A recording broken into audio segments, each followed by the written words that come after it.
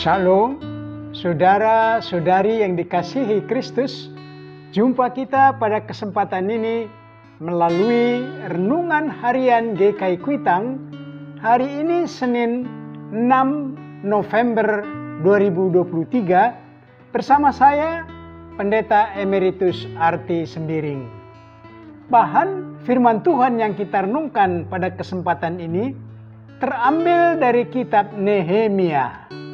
Nehemia pasal 4 ayat 3 sampai ayat 4.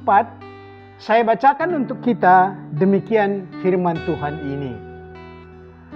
Lalu berkatalah Tobia, orang Amon itu yang ada di dekatnya, sekalipun mereka membangun kembali, kalau seekor anjing hutan meloncat dan menyentuhnya, robohlah tembok batu mereka.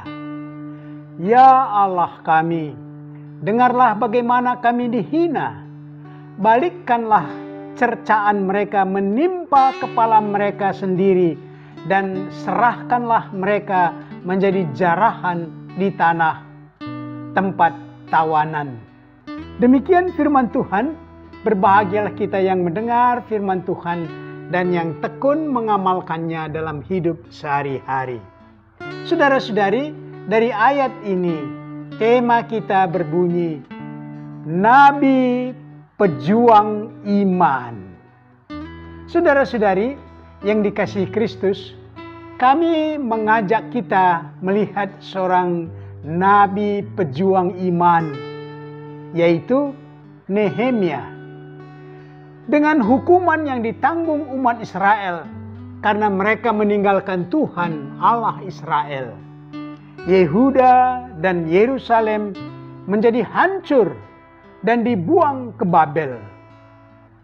Sesuai dengan janji Tuhan, hukuman itu ada batasnya, yaitu 70 tahun. Maka tiba saatnya gelombang demi gelombang. Setelah 70 tahun, orang tawanan akan dibawa kembali ke tanah perjanjian sebagai orang merdeka, yaitu tanah Israel.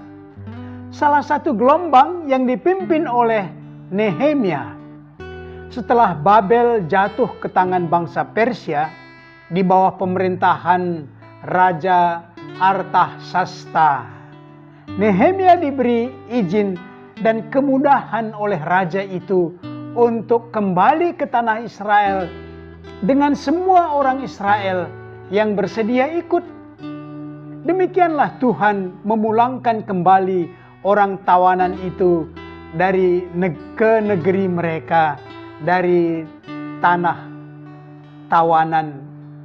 Saudara-saudari, Nehemia dengan rakyat yang cukup besar jumlahnya telah tiba di Yerusalem.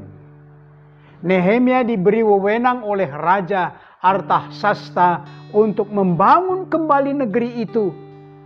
Perhatian utama mereka adalah membangun kota, tembok kota dari puing-puing, sehingga kembali terlihat sebagai kota yang hidup. Selanjutnya nanti ibadah dihidupkan dengan perayaan Paskah, perayaan Pondok Daun dengan meriah. Pujian dan penyembahan kepada Tuhan Allah Israel hidup kembali.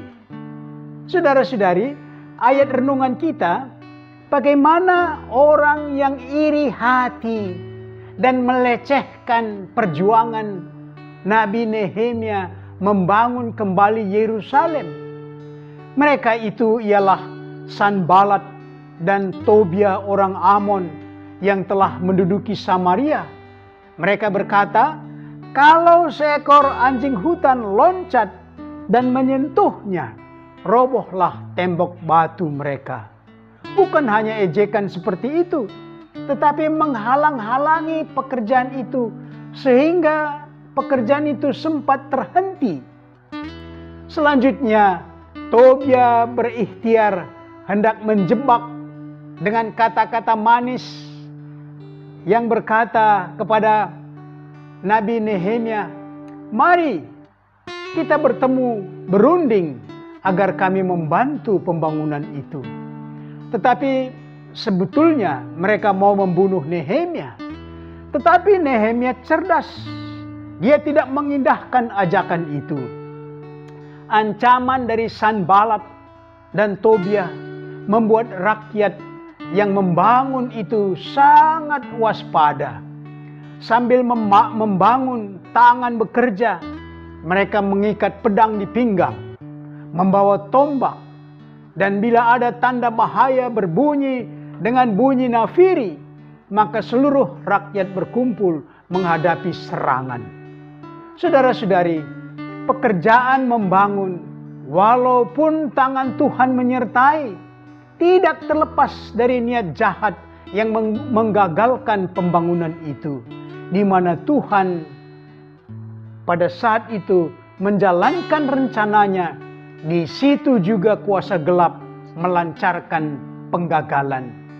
Hanya penyerahan kepada Tuhan, bekerja dalam iman kepada firman Tuhan menjadi kekuatan utama. Pembangunan negeri itu, pembangunan di negeri kita saat ini oleh pemerintah tidak terlepas dari hambatan yang besar. Dibutuhkan tekad yang kokoh seperti Nabi Nehemia. Jangan ragu akan kuasa Tuhan. Maka disitulah kesempatan. Baik, kalau kita ragu, kuasa gelap akan menyerang dan menggagalkan. Dibutuhkan penyerahan dalam iman yang berkelanjutan. Sebaliknya, Tuhan akan meninggalkan rencananya di tangan kita. Dia mengawal hingga rencana itu selesai dan tuntas. Mari saudara-saudari, kita aplikasikan renungan ini dengan pokok-pokok berikut. Pertama, Nehemia membangun Yerusalem dengan iman. Raja Daud dan Salomo membangun dengan apa? Yang kedua, dari zaman ke zaman, pemerintah di negeri kita ini selalu menyebutkan pembangunan.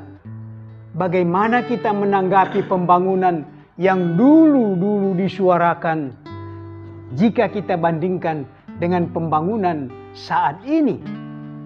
Yang ketiga, apakah Anda punya pengalaman rencana baik yang mendapat tantangan dari pihak lain? Mari berdoa. Bapa kami yang di sorga, suatu keteladanan dari Nabi Nehemia agar kami teguh dalam iman, khususnya membangun hidup kami yang beribadah menyembah Tuhan. Sejak kanak-kanak, remaja, pemuda, kiranya kami bertumbuh dalam iman yang membangun diri sampai usia lanjut. Tantangan iman pasti hadir. Roh Kudus menolong agar kami setia dalam iman kepada Kristus. Inilah permohonan kami dalam nama Tuhan Yesus. Amin.